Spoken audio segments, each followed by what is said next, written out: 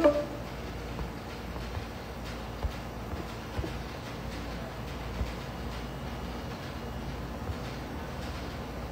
boa noite.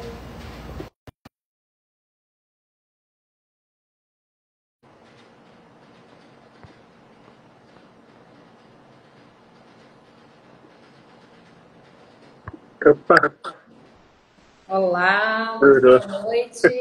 Boa noite. Minha câmera estava ao contrário.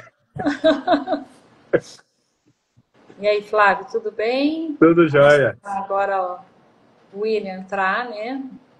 Boa noite, eu sou Aí, tá aí. entrando. Ainda não. Eu tô vendo só um quadrado preto, mas tô te ouvindo. Ué, Parece o símbolo da Go-Up. agora Aí, sim. Joia. aí. Agora sim. Vamos esperar um pouquinho o pessoal entrar. Tudo bem, William? Boa Tudo noite. jóia. Boa noite, boa noite, Flávio. Boa noite, William. William, você está falando de onde? Você tem um Vale da sotaque? Fé. Vale da Ah, Fé, Minas Gerais, mineiro. olha, temos aqui dois estados, Minas e Rio de Janeiro, né? Isso Tudo tão aí. longe, tudo muito perto. É, mas esse sotaque é inconfundível, né? É, uai. Vamos ver o pessoal aí entrando. Hoje a gente vai falar sobre biocinética, sistema imune, né? E bioquímica no ciclismo, né? E a gente vai começar com as nossas apresentações. E é um prazer estar com o William aqui com a gente, né? Já há algum tempo a gente faz essas lives, eu e Flávio, que temos um projeto juntos chamado Longevidade e Bem-Estar. E sempre é bom a gente também ter como, né, como convidado e acaba também somando muita informação para a gente.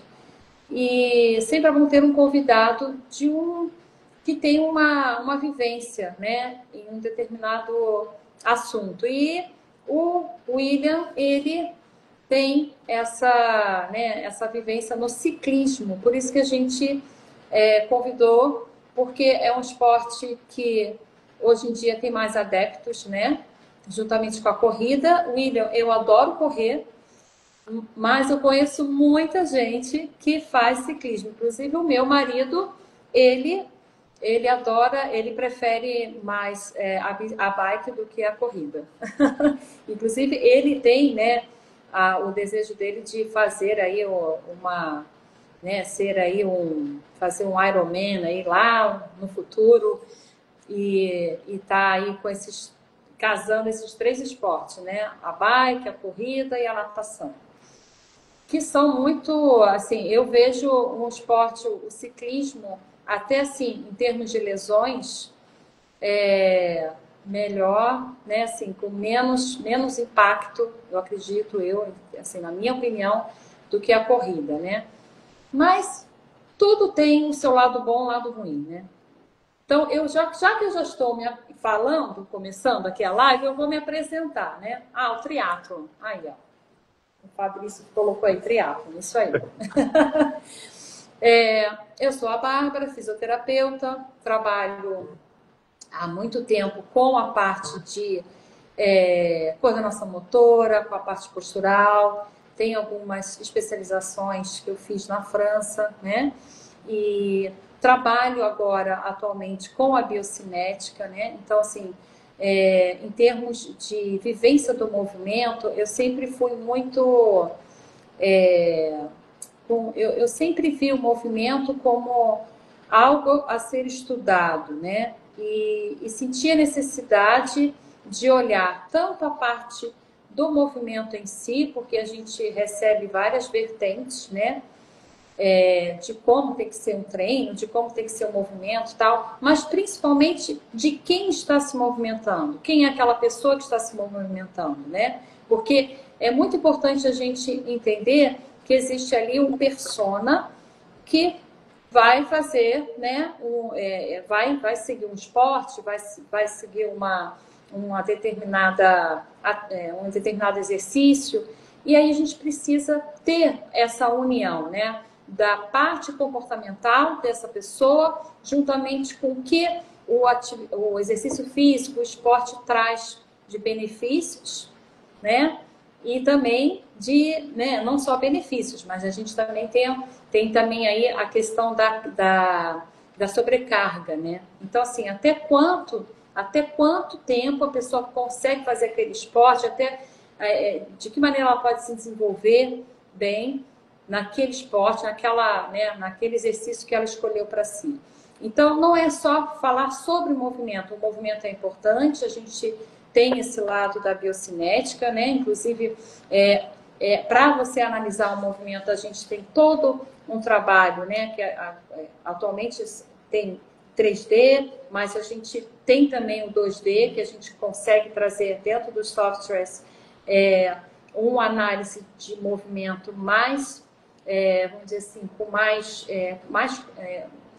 quantificativa, né? A gente consegue quantificar melhor isso com essa análise dentro de um software, e aí a gente tem uma precisão, vamos dizer assim, a gente consegue ter uma precisão de como é que está aquele alinhamento, aquele ajuste postural, né? Se existe alguma disfunção, se existe alguma sobrecarga, porque tudo isso a gente analisa dentro da biocinética, né? E dentro do comportamento também, porque tem todo um gestual, né, influenciando isso.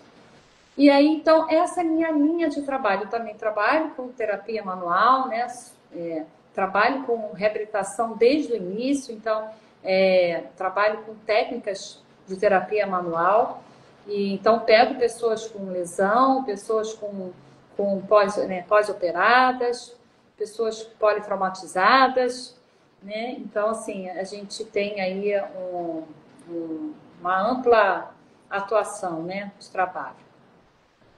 E aí, vocês? Se apresenta aí, William, pode se apresentar. Eu William, né? Roncalli, já tenho uma boa experiência no ciclismo como amador, já faz uns 20 anos que pedalo desde criança. Gosto da atividade e me tornei treinador há alguns anos.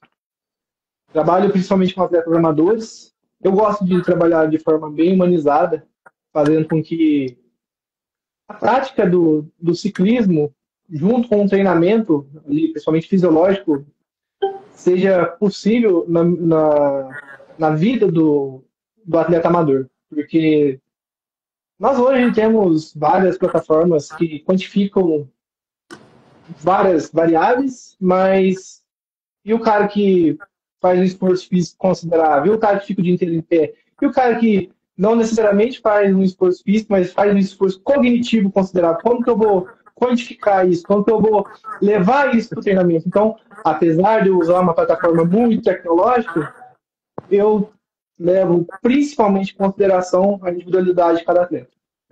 Então, existe uma periodização a longo prazo? É lógico que existe, tem que existir, mas o aval do atleta, o aval fisiológico, a condição atual do atleta, teria que seja a principal variável a ser analisada a todo momento. Então, é um trabalho realmente bem personalizado. Excelente. Então, para quem não me conhece, eu sou o Flávio. Eu também sou graduado em fisioterapia. Eu fiz especialização em fisioterapia cardiorrespiratória, né, com ênfase em CTI. Trabalhei alguns anos aí em CTI. Também já atuei como fisioterapeuta durante vários anos. Depois fiz mestrado em Ciências do Desporto, doutorado em Neurologia. Estudei basicamente metabolismo de aminoácidos e amônia. E, obviamente, não tem como você isolar o corpo, né? Acaba vendo tudo. E eu usei a bioquímica, né, como base para isso tudo na minha vida, desde a época da minha graduação. Eu sempre fui muito apaixonado pela bioquímica. Primeiro conheci a fisiologia e depois conheci melhor a bioquímica. Enfim, e tenho trabalhado com atletas, né? O projeto que a gente está desenvolvendo com a Bárbara, né? Longevidade Mestar, não deixa também de ser até mesmo um projeto embora o foco não seja só o esporte, né, ser também os doentes crônicos, mas não deixa de ser também para atleta. Porque atleta ele tem que performar sim, às vezes tem que performar a todo custo, sim, porque ele depende da vitória, muitas das vezes, para poder, enfim, ter patrocínio, se desenvolver, principalmente se o cara é profissional, né? Ele depende daquilo, é a vida dele, né? E aí, muitas vezes, ele tem que performar mesmo que não seja de forma saudável. E aí isso vai a todo custo, aí o gasto energético vai lá em cima e mesmo que ele se machuque, enfim, porque existe toda uma história ali que o cara realmente tem que se jogar para poder conseguir atingir os objetivos dele de vida. Enfim, a vida dele depende muitas vezes das vitórias, né? Enfim, É a sua essa análise, né? essa é a minha análise, é o que como a gente caminha aí. Que Pode falar. separar atleta de pessoa é impossível, né? E quanto mais puxa para o lado do atleta, mais, mais preciso deve ser o acompanhamento, né? Porque a margem começa a diminuir muito, não é verdade? Então a parte desse acompanhamento, principalmente bioquímico, biocinético, ele começa a fazer mais diferença quando começa a extrapolar um pouquinho a saúde. Eu vou abrir só um parênteses, né? A minha dissertação de mestrado foi comparado o anticrônico com o atleta, tendo processo inflamatório, e metabolismo de amônia e aminoácido. Então, assim, tem comparação. Tem ideia, os dois Tem são muita comparáveis. associação, né? Do ponto de vista metabólico, tem. A gente hoje não vai só falar de atleta, né? A gente vai falar de pessoas que pegam a bike e fazem os treinos, né? E às vezes até não tem nenhum profissional do lado para auxiliar, né? Então vamos entender um pouquinho desse mundo, né, do ciclismo. Eu queria, William, fazer um bate-papo também contigo a respeito falar só um pouquinho sobre a efetividade da força, né, no pedal, né? Essa efetividade, esse termo que o pessoal usa muito, né? Que é o IE, né? Que é o índice de efetividade. A gente tem tem artigo, né? Temos um artigo aqui de 2013 falando sobre essa coisa da cadência do RPM, que quanto muito baixa ou muito moderada ou mais moderada, pode trazer um pouco de perda, né, desse desempenho. Mas na prática, aí assim, a gente tem várias situações para melhorar isso, né? Você assim, na sua prática, né, com seus alunos, que você também é educador físico, você treina, né, essas pessoas no pedal. Você tem uma orientação, assim, que eu digo, você dá muita importância para isso, ou você acha que essa efetividade tem a ver também muito com o desenvolvimento do aluno, né, do ciclista, tem a ver com a intensidade de esforço que ele está fazendo ali durante o treino? Depois eu vou dar a minha opinião de uma outra forma, mas eu gostaria de te ouvir. Vamos contextualizar a cadência, que seria, né, o número de voltas que o pé de vela faz por minuto, RPM. Tem uma faixa ótima, de acordo com a ciência. Às vezes no mountain bike ele vai estar por volta de 85 RPM. Tem ciclistas que performam muito bem com a cadência baixa, por volta de 65. Tem ciclistas que performam muito bem também com faixas mais elevadas. Mas na média, por volta de 85. Do ponto de vista fisiológico, cadência mais travada, cadência mais baixa, vai gerar uma demanda maior, principalmente músculo esquelético de membros inferiores, né? Principalmente. Então, ali, nós sabemos que o nosso cardiorrespiratório, o nosso central, ele tem autonomia para muito tempo. Já o periférico, não. Então, do ponto de vista prático, talvez uma cadência um pouco mais elevada tende a economizar energia no longo prazo. Usando mais gordura como fonte de energia, economizando um pouco de carboidrato e também evitando o dano muscular. Principalmente dano muscular. Logicamente pode acontecer dano articular também, mas principalmente dano o muscular. Mas, levando em consideração o nível de experiência do ciclista. Se for um ciclista muito inexperiente, pedir para ele girar muito é pedir para ele pedalar errado, porque ele vai perder eficiência. Então, vai muito do contexto de quem é, de como está, e com certeza, em um processo de treinamento, vários ranges, várias faixas de cadência devem ser experimentados para que o atleta vá percebendo que talvez a faixa de cadência dele que tende a ser mais baixa, no ciclista amador tende a ser, tá? Principalmente quem não tem um acompanhamento, ele experimentando faixa mais alta, às vezes ele se adapta bem. Tem ciclistas de performance que às vezes sai de faixa de cadência mais baixa, vai para uma cadência mais alta, melhora muito a performance. Mas tem ciclistas que se mantêm em cadência mais baixa e está tudo bem. Performa E por assim, longos anos. você, durante os treinos, você passa esse feedback e, assim, que eu gostaria de saber também, essa questão da P de velas, né? Certo. Desacoplados ou acoplados, você começa a treinar a pessoa com isso ou porque existe aquela força para baixo, existe uma força para cima. Até que momento você pode usar isso ou não? Porque no estudo a gente vê que não tem muita relevância. Porém, em alguns momentos isso pode ser importante como uma ferramenta, né, de treino. O que você pode elucidar sobre isso?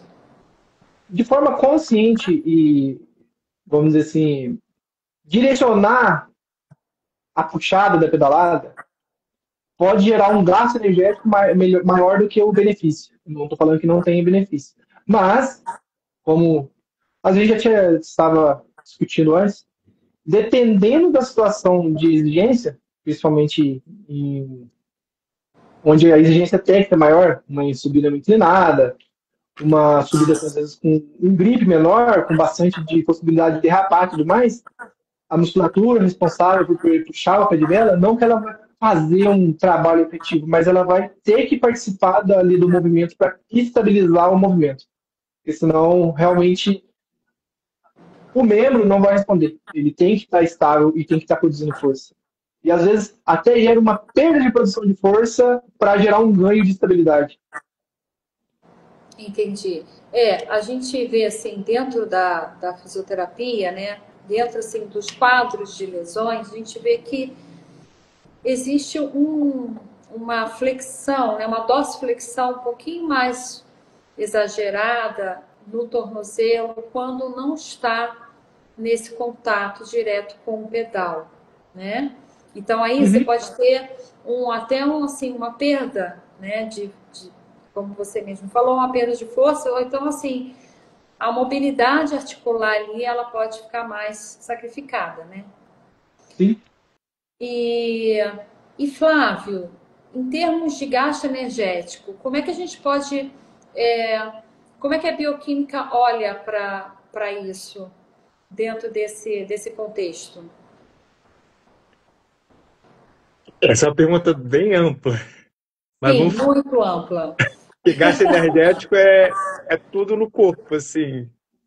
O teu corpo o tempo todo ele quer, para te manter vivo, produzir energia, ATP. Então, para qualquer trabalho desse, você precisa gerar energia. Independentemente se vai ter força, não vai ter estabilidade, não interessa. Precisa gerar energia. Né? Primeiro, a energia ali necessária para fazer as coisas. Então, mas vamos pensar, né, uma coisa que o William, a gente estava conversando um tempo atrás, que eu queria trazer para cá também, né, que é a questão do sistema imune. Se um atleta desse, por exemplo, tem um aumento de gasto energético, né, que o William estava falando aí do aumento de gasto energético, não foi, William? Você chegou a comentar agora, não foi? Eu estou ficando doido? Não, né? Certo. E aí foi ele uma não questão relacionada. Hã? Foi uma questão relacionada. É. E aí ele não está se alimentando direito. Resolve pedalar lá. Enfim, pedalar muito e às vezes uma intensidade alta. Tá? O que pode acontecer? Ele ter uma, que a gente chama de janela imunológica. Então, o sistema imunológico dele, por deficiência energética, porque ele não tem substrato suficiente, ele não tem os macronutrientes, o macronutriente é carboidrato, pode ser o lipídio, pode ser até o aminoácido. O aminoácido também ele é utilizado como energia, tá? Obviamente o aminoácido ele vai demorar mais tempo para ser metabolizado, essa coisa toda, mas pelo simples fato de você ter uma queda de glicose, tá, durante o esforço, você vai disponibilizar menos energia para as células do teu corpo. E as células aí não é só o músculo, mas também das células do sistema imunológico. E o que acontece? Você abre uma janela. Então, o sistema imunológico ele cai, né, ele diminui a mobilidade para o sangue, porque você não tem energia, e você abre uma possibilidade para uma infecção. Além de ter uma infecção respiratória, como é muito comum às vezes em maratonista, não sei se o William já viu em ciclista isso acontecer com frequência, tá? Mas maratonista, do ponto de vista científico, isso acontece muito. Então essa imunidade cai. Aí, além de você ter uma infecção respiratória, que você pode ter, né, do trato respiratório superior, ficar gripado, igual muita gente fica gripada, essa coisa toda, você também vai atrasar e dificultar a sua recuperação. Quando eu falo recuperação, eu gosto de provocar um pouco as pessoas, né? Às vezes falam recuperação, vamos recuperar do quê, né? Recuperar onde? Porque cada coisa no corpo demora um tempo para recuperar.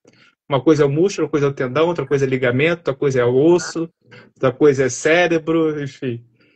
Então, esse tempo de recuperação, essa queda da imunidade e essa recuperação, ela fica afetada por conta do sistema imunológico. É ele que vai dizer assim pro esse músculo, conserta. Ele que vira pro músculo, ele manda lá umas substâncias, que são interleucina, TNF-alfa, um monte de mediador inflamatório, assim, e fala pro músculo. É a forma dele conversar com o músculo e falar assim, ó, músculo, conserta.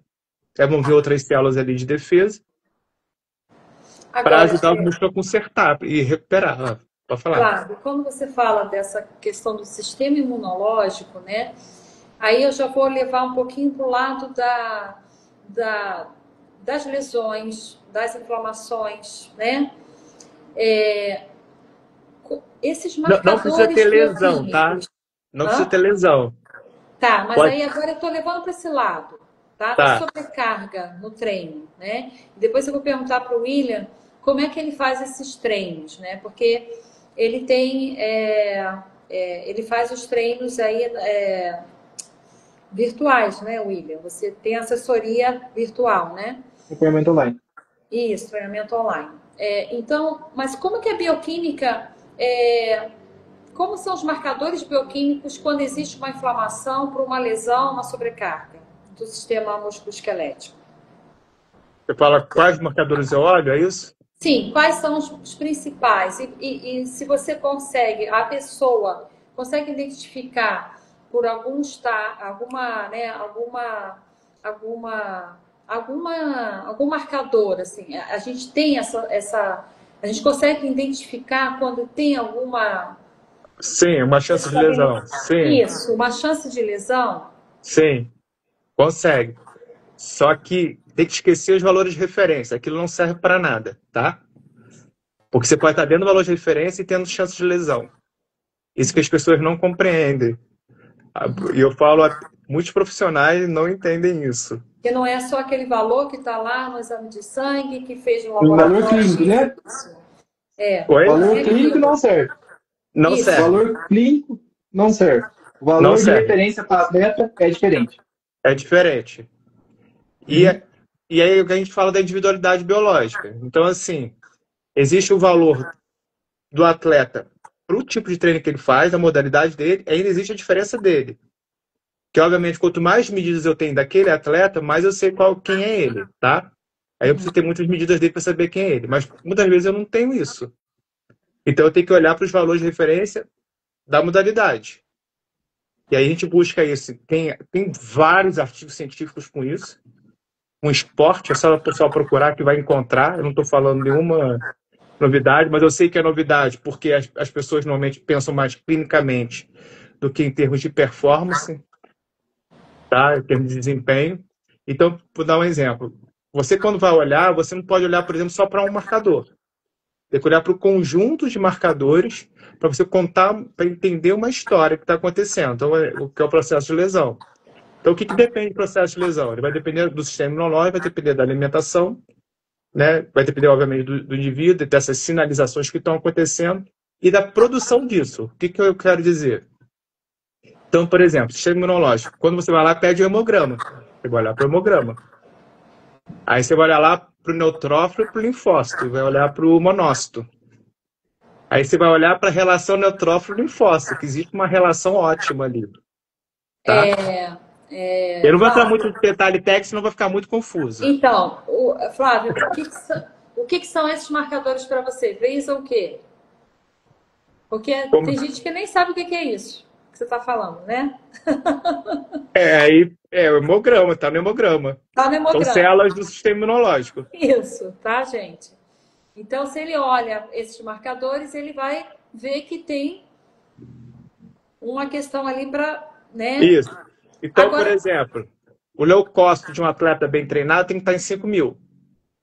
Ó. Entendeu? Entendi. Se tiver em 7.000, tá ruim. Ou e ele às vezes não tá. Está numa referência, mas Tá não na para referência. ele. Não Esse para valor. ele, né? Exato. Essa referência é o valor normal. Mas ele tem ali porque o exercício ele provoca um processo inflamatório subclínico. Ou se torna clínico, já está na lesão. Sim, Já está doente. Já está doente, Já, entendeu? algo já entornou. Já era, já não tem como recuperar, já era. Agora, então, por isso que a gente tem que sempre se antecipar. Como você vê esses sinais durante o treino? Você tem algum sinal assim que você está na sobrecarga? Porque é muito bom a gente passar para quem está nos ouvindo essa coisa da capacidade de demanda, né? Porque as lesões começam assim. A pessoa faz um treino, né, assim, não tem nenhum profissional perto e vão treinando, sem ter um pré-treino, né? Fazem por fazer e sempre querem vencer, né? Assim, claro, todo mundo tem esse objetivo, mas que eu digo, estão sempre querendo um pouco mais, né? Do último pace, vamos dizer assim, estou falando agora de corrida, e aí vai se sobrecarregando. Dentro da bioquímica, tem um sinal, assim, por exemplo, os corredores, né? Eles sinalizam que quando já está quase naquela questão de querer vomitar, é hora que está demais. Então, assim, existe uma questão bioquímica por trás disso. Então, aí eu queria... Para não chegar a isso. Para não chegar a isso. E aí, se chegou aí, tem que estar ruim. Tá ruim. Não foi bem monitorado, não foi bem controlado, não foi bem treinado, usou as coisas erradas, porque não pode chegar a isso. Porque aí você tem um sinal bioquímico, um sinal também do sistema nervoso autônomo, né? E que vai jogar muito, né? Assim, o que eu digo, a parte de hormônios também. Durante o treino, vai jogar para a musculatura, vai jogar para o ligamento, vai jogar... Você está entendendo? Então, como é importante a gente observar esses sinais. Fora esse que eu te falei, qual outro sinal que você acha assim, que crê ser importante durante o treino da parte bioquímica? Então, a gente tem que primeiro quando eu faço a bioquímica, eu faço coleta por sangue capilar, tá? Por isso que eu uso equipamentos de point of care, que são equipamentos que dão respostas rápidas, justamente por esses motivos que você está falando, de risco de lesão. Porque se a pessoa estiver próximo de um risco de lesão, a intervenção tem que ser imediata. Então, por exemplo, se você está com um atleta que você sabe que ele treina constantemente, ele já vem treinando constantemente, e ele está com uma relação neutrófilo-linfócito invertida, que a gente fala, ou seja, você está com, por exemplo, 4.000 de linfócito e 2.000 de neutrófilo, isso está ruim. Porque o linfócito é o que comunica as outras células do seu sistema imunológico. E o neutrófilo é a sua primeira linha de defesa. A sua primeira linha de defesa está caindo. Assim como também, se o neutrófilo estiver linear, mas o linfócito estiver caindo, também é uma abertura de janela imunológica. Por quê? Porque suas células de comunicação elas estão caindo. Tá? Então, às vezes não basta só olhar o leucócito, porque às vezes o leucócito está tudo ok. Você tem que olhar para baixo, como eu costumo falar, para baixo do exame, como que as coisas estão interagindo entre elas. Além disso, o que você está produzindo no final, que é principalmente a proteína C reativa, que é um marcador que, por exemplo, eu meço em 3 minutos. Eu consigo detectar. Sim, mas assim, você pode apresentar uma fadiga durante o seu treino? Você pode apresentar... Você está entendendo? Esse sinal. O negócio é o conceito de fadiga. Porque talvez Pode falar. ponto que ela talvez esteja querendo chegar, Flávio, acho que o que mais vai trazer de informação em tempo real no treino talvez seja a questão da glicose. Não sei. Então, o princípio, ao contrário do que as pessoas acham que é a vitamina C, tá? Mas o principal, ou glutamina, mas o principal combustível para o sistema imunológico é a glicose. Tá. Isso aí não sou eu que estou falando. Esse artigo científico é o que tem mais evidência é a glicose. Ela que vai reduzir a chance de ter essa... Então, esse negócio de shot aí, não. Tem baixo evidência científica de que funciona. Você consegue direcionar o atleta de acordo com o nível de glicose intra-treino, né? Sim. Para justamente diminuir essa janela imunológica. E até mesmo quando o pessoal da fisioterapia receber lá, o sistema imunológico está funcionando bem. Assim, como eu vejo, né, nós da fisioterapia, quando chega para a gente, já chega com certa lesão, né? Porque também a gente... Então, a gente vê também, assim, por exemplo, estresse, fratura por estresse durante o treino, né? Só que aí... Será que o cara não teve a consciência, antes disso acontecer, que ele já estava sobrecarregando? Não, nem sempre o cérebro te conta a verdade. A tua percepção, ela é, às vezes, atrasada em relação à sua bioquímica. A bioquímica ela vai apresentar antes da sua percepção, tá? Por isso que a gente tem que fazer o exame. Por isso que teve uma vez que, eu vou dar um exemplo, né? Não é dentro do ciclismo, tá, William? É dentro... Foi o pessoal uma seleção nossa, que eu estava atendendo, não vou dizer, né? Mas eu estava atendendo um atleta pan-americano, em que eu consegui prever que ele ia ficar doente 24 horas antes, sem ele ter sintoma nenhum de estar doente. Olha. Por quê?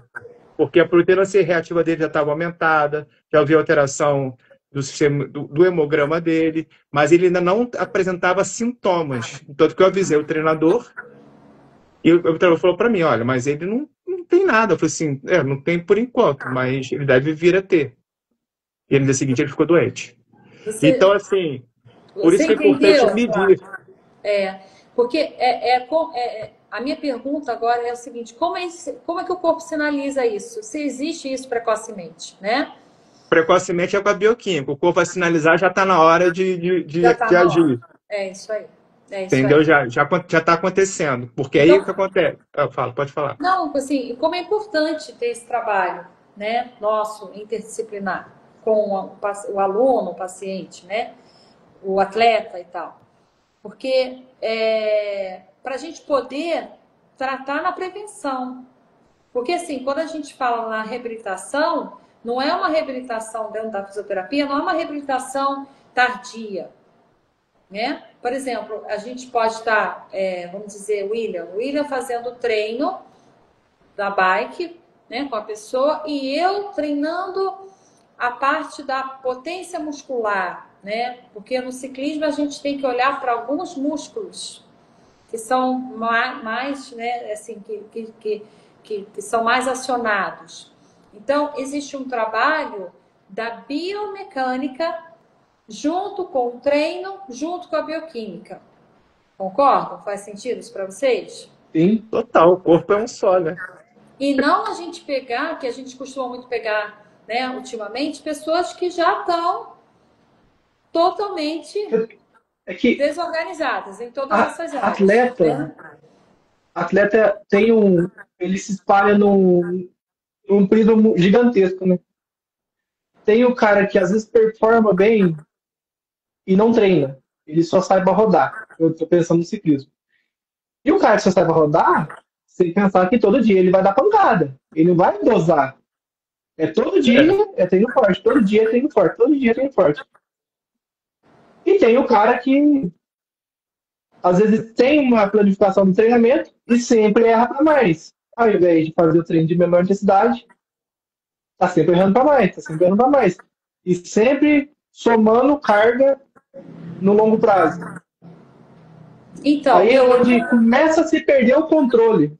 Entende? Então, aí é onde começa. Porque o controle que eu tenho já é bem subjetivo. Se não fizer o acompanhamento do Flávio.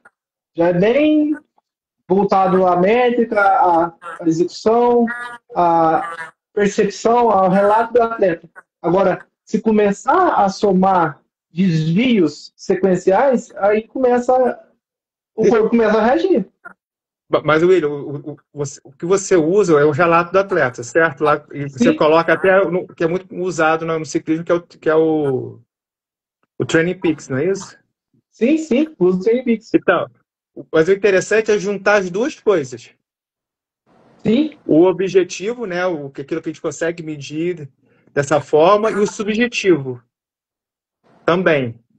A gente não abandona também, é juntar, igual a gente trabalhou. Porque e aí a fica, percepção, o que eu tô querendo dizer é que a realidade é que se não houver algo objetivo e o subjetivo falhar, aí tá feito a bagunça. Aí vai chegar pra Bárbara. Entendeu? Porque o que acontece? O cara não tem o cuidado de fazer nem o subjetivo, nem de fazer, por exemplo, o treino programado. Não tem o cuidado de ter um acompanhamento bioquímico, não tem o cuidado de olhar a parte objetiva. Ele vai chegar lá para a Bárbara. Vai chegar para a Bárbara depois do ponto. O que nós estamos passando, né, para os ouvintes? E quem quiser fazer pergunta, gente, pode botar no comentário que eu vou lendo aí para eles, tá?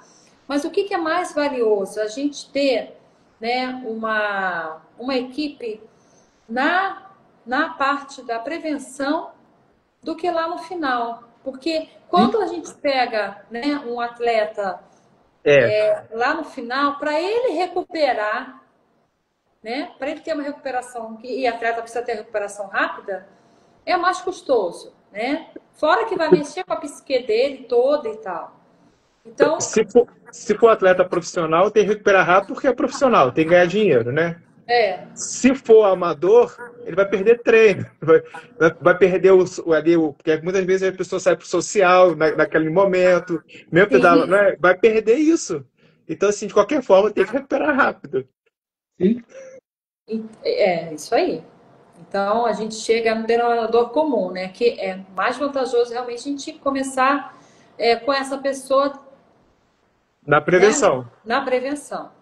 Agora, vamos lá agora para outra ponta, né? Sim, a prevenção de verdade, né? Que a gente está falando aqui, tá?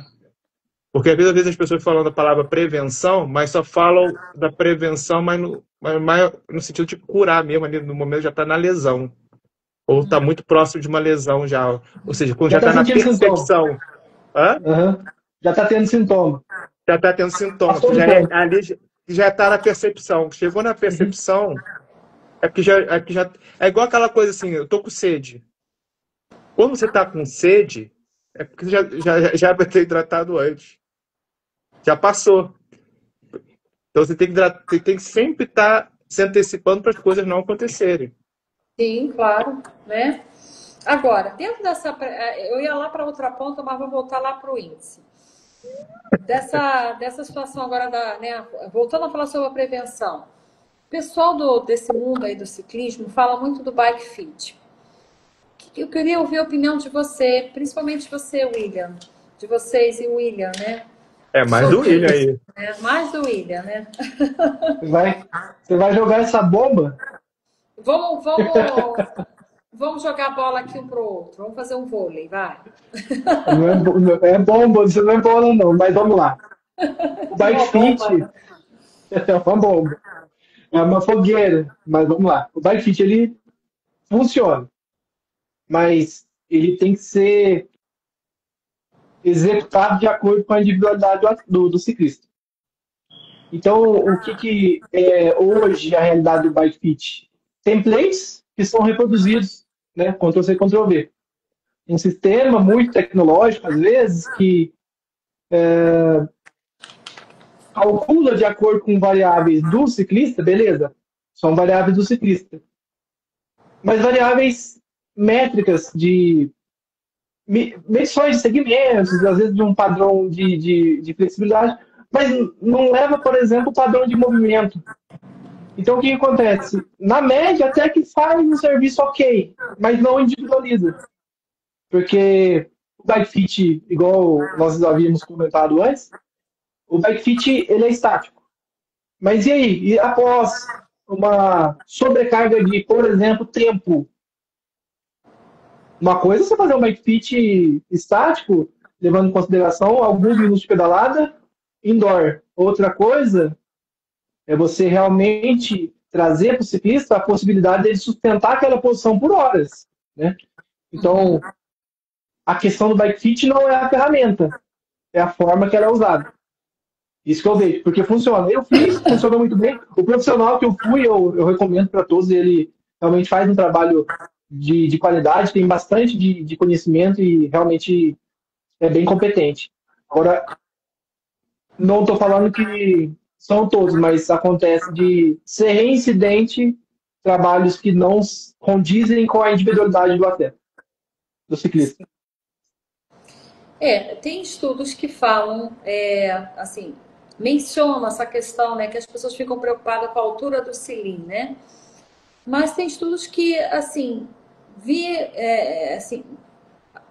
dizem, né, assim, a gente tem nos estudos que as evidências são muito limitadas, né? Então, o que é mais dentro do olhar do fisioterapeuta, a gente vê mais uma questão, não como você realmente falou, eu concordo contigo, não eu acho que tudo tem que ser adaptado ao teu corpo, né?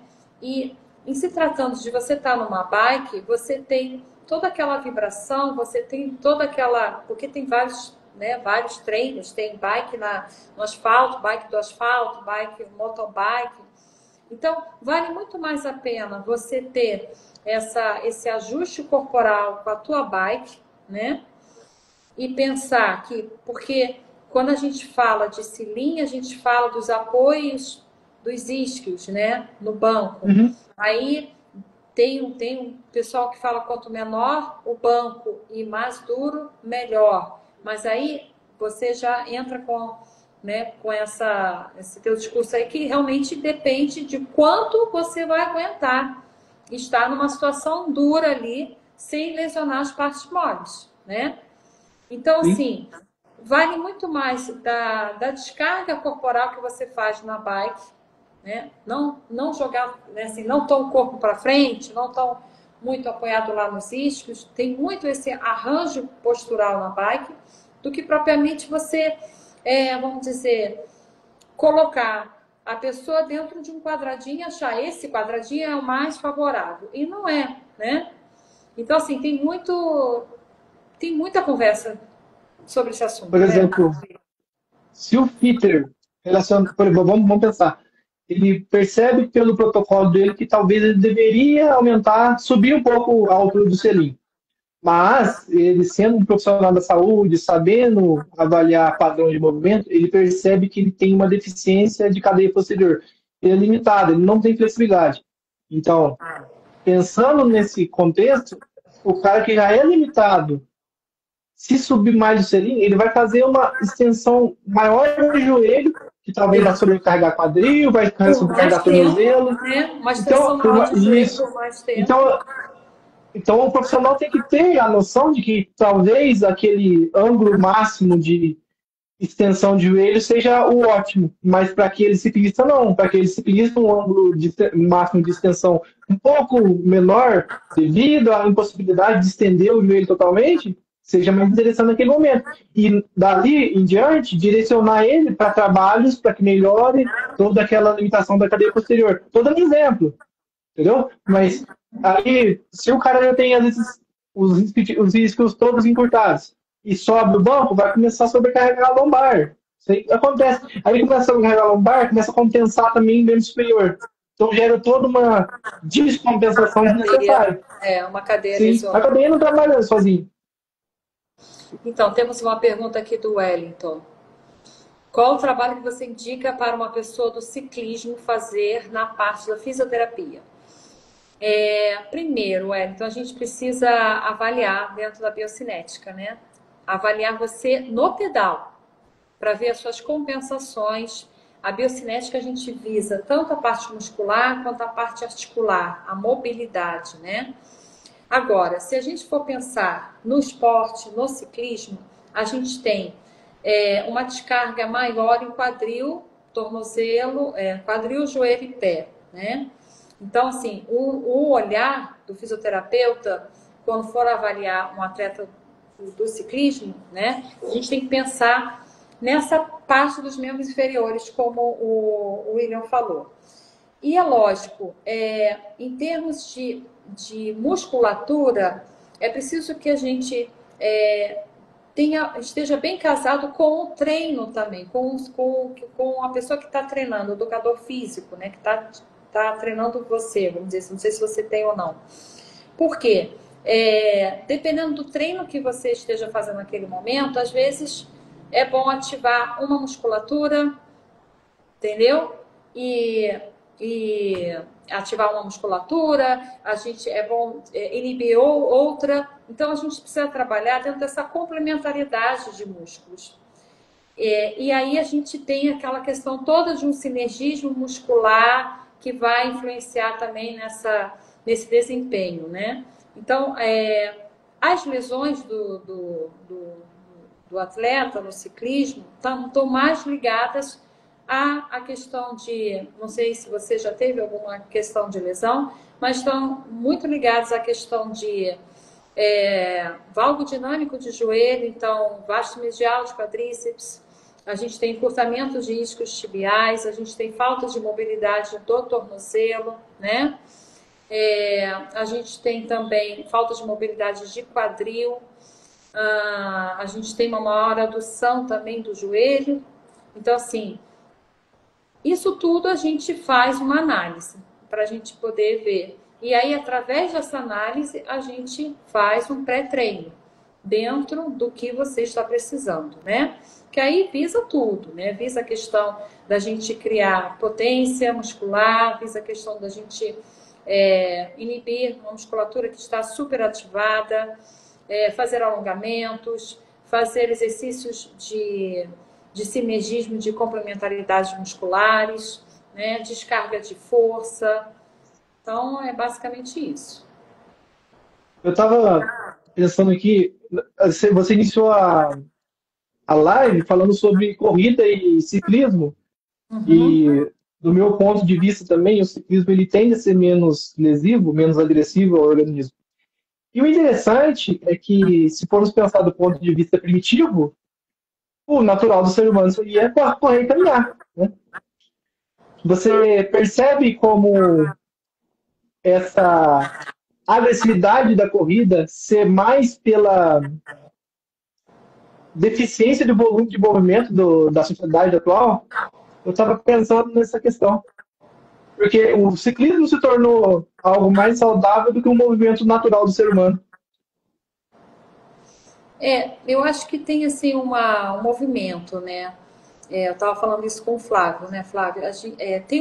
Dentro do projeto Longevidade e Bem-Estar, a palavra longevidade ficou muito bem, assim, está muito difundida, porém mal interpretada, né? Mal colocada, não sei, né, Flávio? Mal interpretada, mal direcionada, né? Então as pessoas acham que para ter longevidade tem que sair correndo na rua, tem que fazer exercício físico, tem que fazer um monte de coisa, porque aí ela vai chegar lá aos 90 anos bem. Mas não é por aí, né? A gente, isso é uma receita, né? Uma receita de bolo que o pessoal coloca. Façam isso, bebam água, tá? Mas o Flávio fala muito sobre hidratação, né? Quanto de água eu tenho que beber? E se eu beber 5 copos direto, estou hidratada, né? Como é que eu vou beber essa água durante o dia? Quanto de água eu tenho que beber? 2 litros é o suficiente para a minha pessoa, né? Então, quando a gente fala de movimento, também a gente tem que analisar isso, esses pontos, né? Da sobrecarga, capacidade de demanda. E o que a gente vê é as pessoas se jogando para fazer qualquer exercício, achando que está ok na sua saúde, né? Que tá fazendo bem para a sua saúde. E aí tem os parâmetros a serem vistos, né? O tempo todo, entre nós três aqui. Cada um da sua área, a gente olha para isso o tempo todo. Também para evitar, no final disso tudo, a lesão, ficar doente, de levar a longevidade. É que a gente fala, não só de vida, mas também até dentro do próprio esporte. No caso aí, né, a gente não quer. E a longevidade não está só relacionada ao você ficar velho e pedalar mais tempo, mas também longevidade no sentido de estar sempre praticando o teu esporte e não parar de praticar, né? Ser funcional, né, Flávio? Oi? Ser funcional pelo maior tempo possível, né?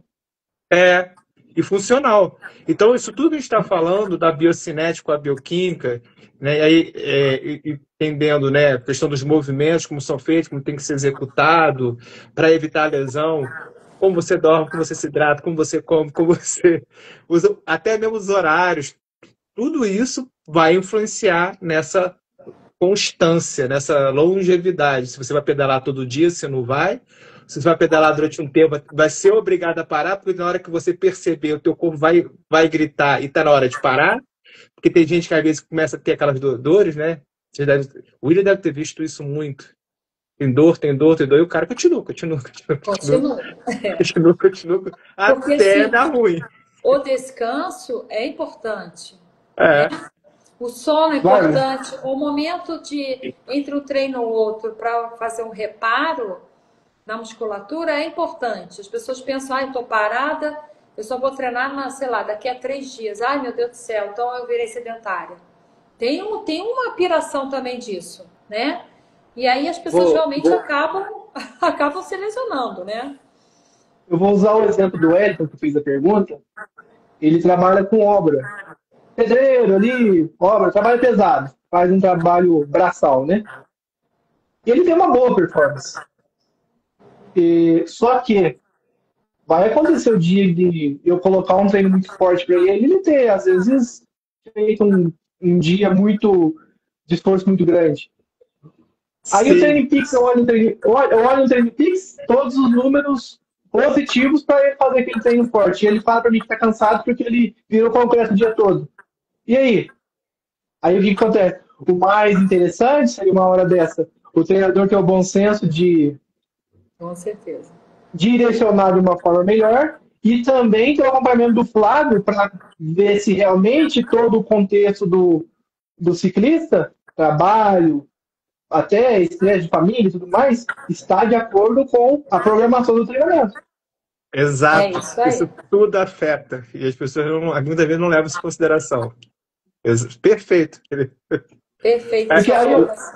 O William vivenciou isso, né, William? Do TrainingPeaks falar uma coisa e eu na bioquímica falar outra. Sim, sim. O TrainingPeaks fala assim, diminui. E a bioquímica falando, aumenta. Eu aumentei e o atleta sustentou muito bem. Então, a tecnologia ela é um ponto a favor, mas ela não pode ser usada de forma cega. Com certeza. Exato. Tem que entender que toda ferramenta que a gente utiliza, ela tem, óbvio, todas elas têm qualidade, mas todas elas têm limitações, em todas elas, sem exceção. É isso que a gente tem que estar consciente, né? No caso profissional, né? que o ciclista lá, né, coitado, ele vai fazer o que o profissional está pedindo. Gente, temos só 3 minutos para a gente deixar essa live salva. Queria, né? Vai passar tão rápido, seria muito bom ficarmos mais, né? Porque o assunto aqui não falta. Vamos deixar uma frase aí para os nossos ouvintes, uma frase de hoje, o que a gente pode agregar na vida de quem vai começar, ou quem já está no pedal, ou quem teve uma lesão recente, está meio desanimado de voltar para o pedal. Então, assim, que frase vocês deixariam? Vai, Flávio. Já tem aí, William, a sua frase? Eu acho que o bom senso reina. O bom senso reina, sempre. Então, pensando nisso, se for para errar, que erre para menos. Sempre. Preservando a saúde e a função do ciclista, do atleta, no longo prazo. Não só na atividade, mas também no dia a dia, né? Perfeito. Flávio. Eu quero falar sobre prevenção, de verdade. Fazer prevenção de verdade. Quando já tem um sinal ou um sintoma, é porque você não fez a prevenção como tinha que fazer. A ideia, né, quando você vai para um bike fit, você tem uma avaliação biocinética, uma avaliação bioquímica, é evitar, em caso, né, dor, evitar lesão de verdade. Você antecipar ao problema e trabalhar onde está ruim, né? E às vezes até fortalecer onde já está bom, mas às vezes tem como melhorar. Então, assim, prevenção e prevenção de verdade. Não espera, a maioria das pessoas esperam aparecer o sintoma, o sinal, para tratar. Só na fase de cura. Não dão valor à prevenção de verdade. Eu acho que é a frase que eu... Previna-se, de verdade. Quem falou? A Paty falou. William sempre ensina sobre a percepção. Paty falou. A Patrícia é bem engajada, bem consistente e tem bons resultados. Então, aí nós colocamos aí prevenção, o William falou sobre bom senso, e eu vou deixar aqui a constância, porque a constância nos mantém no jogo, né? Agora, não, a constância é você ter uma boa percepção de treino, saber que tem dias que você vai treinar muito bem, outros dias nem tanto, mas tudo bem, a gente está no jogo, né? E isso é o jogo. O jogo é assim, tem dias melhores, outros não tanto, porém o que é importante é a gente manter essa constância, né? Por ser constante, a gente vai ter menos lesões, vai se respeitar mais durante o treino, vai ter essa percepção mais aguçada e vai ter muitos ganhos com isso. Porque são ganhos tanto na parte musculoesquelética, quanto na parte emocional, quanto na parte comportamental, quanto, né, no seu dia a dia, nos seus hábitos. Então, esporte é vida. Concordam? Sim. Sim. Gente, movimento muito obrigada. É vida. Fala, William. Não, movimento é vida, tem que movimentar. Se for de forma direcionada, melhor ainda. Exato, planejada. Isso. Sim. Gente, muito obrigada pela presença de todos vocês. Tem muita gente aí que entrou, que eu conheço, outros, né, também. Muito obrigada aí por estarem aqui com a gente. Sextou, gente. Sextou com nós três. Isso é uma honra, não é mesmo? Agora a gente vai deixar vocês aí. E fiquem antenados nas nossas redes sociais, tá? A Flexible Studio. Tem aí a William, a sua é Go Up, seria? Isso. E do Flávio, Biolab, né, Flávio? Isso aí. Tá bom? Então sigam a gente para as futuras lives. Se vocês quiserem deixar umas sugestões de live, será muito bom, porque é com vocês que a gente faz aí, né, as nossas lives, que a gente faz aí os conteúdos. É com vocês e para vocês. Não é pra gente, não. Um abraço. Obrigado, pessoal. Tchau, Obrigado, Galera, muito obrigado, obrigado, viu? Márcio. Boa noite, bom final de semana. Se for pedalar amanhã, você está sem beber. Aí, ó. Então, Isso aí é tema para uma live inteira. tchau, tchau. Tchau, tchau. Um Valeu, abraço. galera. Tchau, tchau. Tchau, tchau. Tchau.